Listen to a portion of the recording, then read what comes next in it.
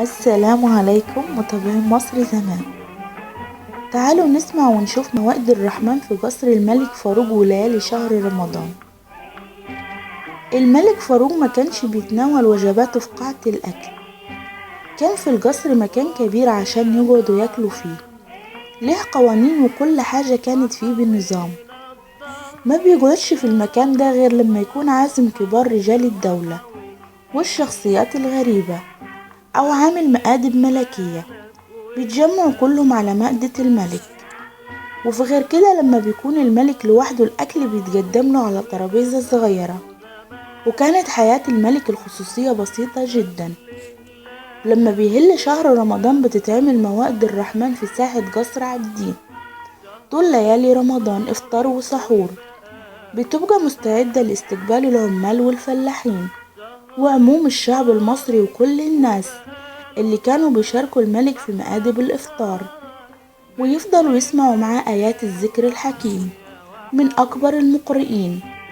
كان الملك حريص إنه يشارك شعبه في الليالي المباركة، فأمر بإن تفتح السرايا أبوابها في كل ليلة للجميع، ومفيش فرق لا بين غني ولا فقير.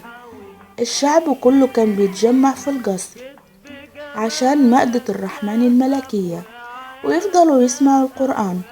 الإفطار اللي بيتعمل من أحسن الأكل، فراخ، لحوم ومشروبات، وكمان حلويات وفواكه كتيرة. حاجات كتير كانوا بيعملوها في قصر عابدين. وكمان الملك خصص مطاعم كتيرة من مطاعم القاهرة عشان يروحوا ليها الناس الغلابة والمحتاجين، وما خلاهمش يدفعوا فلوس.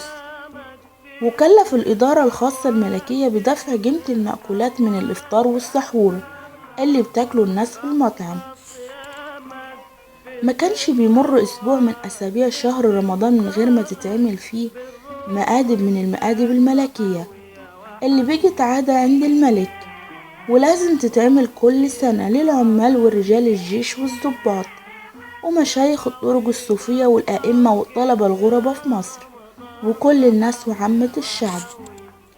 لما بيروحوا الناس القصر في ليالي رمضان يدخلوا إلى غرف التشريفات عشان يجيدوا أسمائهم في السجلات المعمولة لكده. وكان قصر عابدين يضاء بالأنوار الكتيرة لإحياء ليالي رمضان، ويجهزوا عدد كبير من الكراسي في الفناء الداخلي عشان الناس تقعد عليه. وكان الملك في شهر رمضان يصلي أول صلاة جمعة في هذا الشهر في مسجد الرفاعي مع العلماء وكل الناس. كانت الصلاة مباحة للجميع في حضور الملك فاروق. الملك عمل شوية توجيهات بالاحتفالات والأعياد الملكية اللي بيحتفل بيها الشعب، فأمر بإلغاء الزينات والحفلات لأنه ما كانش عايز يصرف الفلوس في حاجات ملهاش لازمة. وقال إن الفلوس دي تتوزع على الناس الغلابة والفقراء عشان تخفف من ضيقتهم وتساعدهم في شدتهم.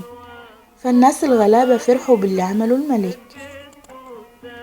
ولما قامت الحرب العالمية التانية أمر بإلغاء مآدب الإفطار اللي كانت بتتعمل في القصر الملكي في شهر رمضان لأمراء البلاد وعلمائها ووزرائها وكل الناس، على إن تحل محلها مآدب في القاهرة وفي كل مكان للفقراء والمحتاجين وعابر السبيل.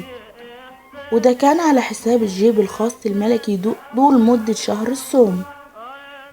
وقبل حلول شهر رمضان بأيام كان بيروح المحافظين والمديرين وكل المسؤولين إلى قصر عابدين ويستلموا من معالي رئيس الديوان العالي الاعتمادات المالية اللازمة للمآدب اللي بتتعمل، ومع رجاء من الملك بإن يعدوا الفقراء اللي موجودين في المائدة بإنهم ضيوف الملك، وإنهم يكرموهم جدا ويهتموا بيهم.